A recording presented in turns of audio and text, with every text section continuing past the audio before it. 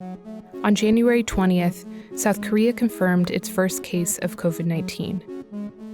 The same day, the United States also confirmed its first case of COVID-19. But what happened next in both countries was really different. This chart shows, for several countries, the number of COVID-19 tests performed relative to the population. Right away, South Korea started aggressively testing for the virus. Before long, it had conducted more tests per 1,000 people than any other country. Most experts say that testing at that scale is the key to safely opening public spaces. We need to test and trace. We need more testing. The larger the outbreak you have of the virus, the more tests you should be doing. It's why South Korea was able to avoid a broad lockdown. The US was much slower to ramp up their testing, but eventually, in mid-April, they caught up to South Korea. As of mid-May, about 3% of the US population had been tested for COVID-19. And now some parts of the US are starting to reopen. But some experts warn that in many of those places, reopening is premature. That even though the US has been doing a lot more testing, they haven't been testing the right people. Because South Korea ramped up testing so quickly in those first few weeks, they were able to track down lots of people who have the virus and isolate them so that everyone else could go back to work. And most experts agree that if you send people back to work without doing this first, it's really dangerous. Testing is like response 101. It's the most obvious thing we need to do in any disease outbreak. That's because if a country doesn't test effectively, they don't really know where the virus is and how many people have it. So, how do you know if you are testing enough to avoid this? This chart shows, for each of these countries, what percentage of all of their COVID-19 tests have come back positive up until mid-May. It's called the test positivity rate. This number doesn't tell us what percentage of people in each country have COVID-19, but you can think of it as an easy way to see which countries are doing enough testing to contain their outbreak. We would certainly like to see countries testing at the level of 10 negative tests to 1 positive. That's 10%. In other words, the countries below this line have done a better job testing. And that's because this number can tell us a lot about who in a country is actually getting tested and how. What we know about this disease is there are a lot of people who have very mild symptoms, who have actually no symptoms at all, and we're almost surely not testing those people. In the US, COVID-19 tests were in short supply for a long time, and that shaped the Center for Disease Control's guidelines on how healthcare workers should allocate testing, prioritize people showing up to hospitals with the most severe symptoms. If that's where testing is focused, it makes sense that a large portion of people tested will test positive. But it also means you are missing anyone who isn't actively seeking out those tests.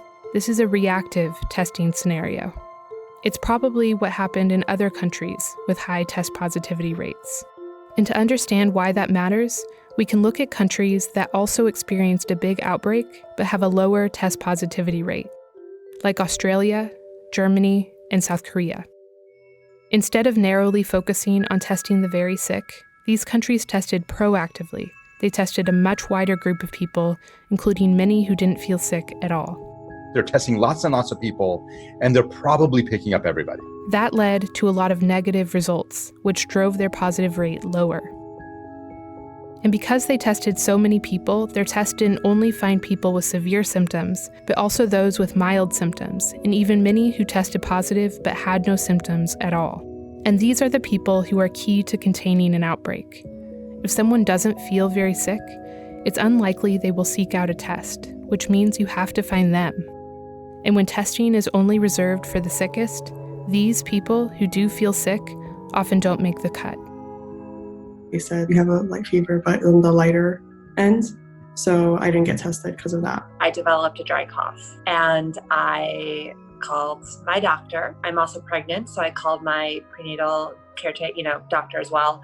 And they both said no to getting the test, that they didn't have access to it and that I didn't qualify. Right off the bat, they told me, okay, we're going to assume you have it and we're not going to test you. If you chart the United States test positivity rate over time, you can see it's been going down, which could be a sign the US is starting to test more effectively. But if you break it out by state, you can see that some places still have a long way to go. In a reactive testing scenario, the severely symptomatic people may have gotten tested, but the mildly symptomatic and the asymptomatic are mingling with people who don't have COVID-19. To find those people and lower the test positivity rate, there are two options. One approach is to cast the net wide and randomly test as many people as possible. If you just blanket the country with tests, anybody who wakes up every morning, every other day, if you want to go get a test, you can get a test. Every time you go to work, you can get a test. Asymptomatic people are getting picked up just by the fact that everybody's getting tested all the time. This would require a huge increase in testing. In the first week of May, the US was averaging about 260,000 tests a day. But a random testing approach could require tens of millions of daily tests. The other approach requires less testing, but is more targeted, starting with the people we already know tested positive for COVID-19. You isolate them, but you also talk to them about all their contacts, everybody they have spent any time with. And then you go test all those people. And some of them are going to be asymptomatic, and you're going to pick up asymptomatic disease through contact tracing.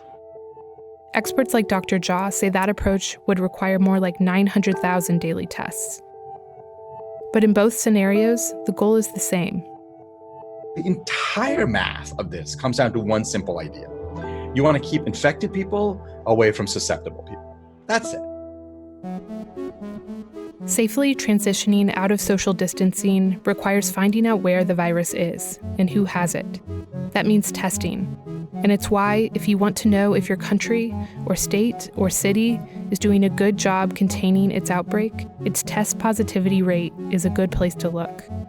Because the difference between opening back up with a low test positivity rate and a high one is the difference between caution and just hoping for the best.